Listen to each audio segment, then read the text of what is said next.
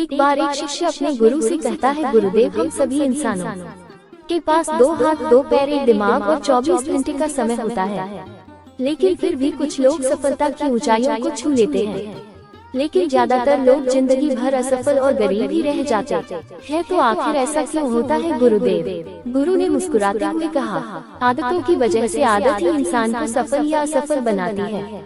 एक असफल और गरीब व्यक्ति जिंदगी भर ऐसी आदतों को अपनाए रखता है जिसे दुनिया के सबसे सफल और अमीर व्यक्ति जीवन की शुरुआत में ही छोड़ देते हैं। शिष्य ने फिर प्रश्न किया, वह ऐसी कौन सी आदतें हैं गुरुदेव जिसे दुनिया के सबसे सफल और अमीर व्यक्ति जितना जल्दी हो सके छोड़ने का प्रयास करते हैं?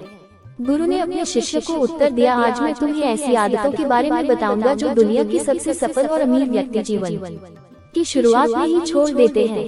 अगर तुम्हारे अंदर भी है ऐसी कोई आदत तो तुम्हें में छोड़नी चाहिए।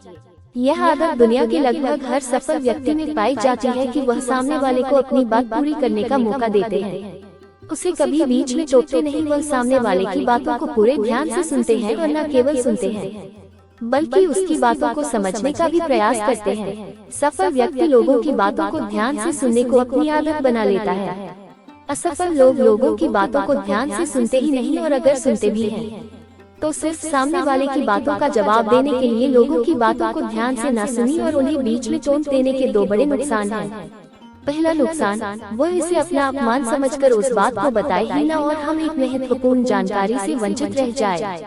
दूसरा नुकसान, अगर सामने वाला कोई महत्वपूर्ण बात कर रहा है और हम उसे बीच में टोक देते हैं तो कई बार हो सकता है कि वह उस बात को ही भूल जाए। दूसरी आदत, सफल और अमीर लोग अपनी गलतियों और नाकामयाबी के लिए किसी दूसरे को दोष नहीं देते। मैं सफल हो जाता लेकिन मेरी किस्मत ही खराब है, आज मैं बहुत आगे बढ़ चुका होता लेकिन मेरे माँ बाप ने मुझे ठीक से पढ़ाया ही नहीं, मैं कमाल कर देता लेकिन मेरे घर वालों ने मेरा साथ नहीं दिया। यह जो दूसरों पर दोषारोपण करने की आदत है, यह व्यक्ति को थोड़ी सी खुशी तो दे सकती है, उसके घमंड को भी बढ़ा सकती है, लेकिन अंततः यह व्यक्ति को सफल बनाकर रखती है।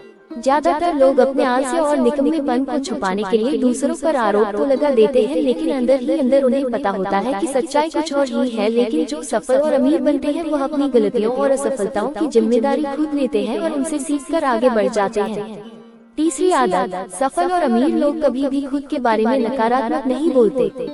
सफल और अमीर लोग कभी भी खुद के बारे में नकारात्मक नहीं बोलते और न ही कुछ नकारात्मक बातें करते। दूसरे लोगों को उनके बारे में जो बोलना है बोलते रहे, लेकिन एक सफल और समझदार व्यक्ति कभी भी अपने बारे में न तो नकारात्मक बोलता है और न ही सोचता है, मैं हमेशा ही गलतियां करता रहता हूँ, मैं उसके लायक नहीं, मुझसे नहीं हो पाएगा, मेरी किस्मत ही खराब है। यह सारी बातें जब कोई व्यक्ति जाने अनजाने में खुद से बोलता रहता है तो है ऐसे मानसिक दलदल में फंस जाता है जहाँ से फिर मैं बाहर निकल नहीं पाता। इसलिए जब भी तुम्हारे दिमाग में इस तरह के विचार आए तो खुद को बचाने के लिए कुछ सकारात्मक करना शुरू कर दो।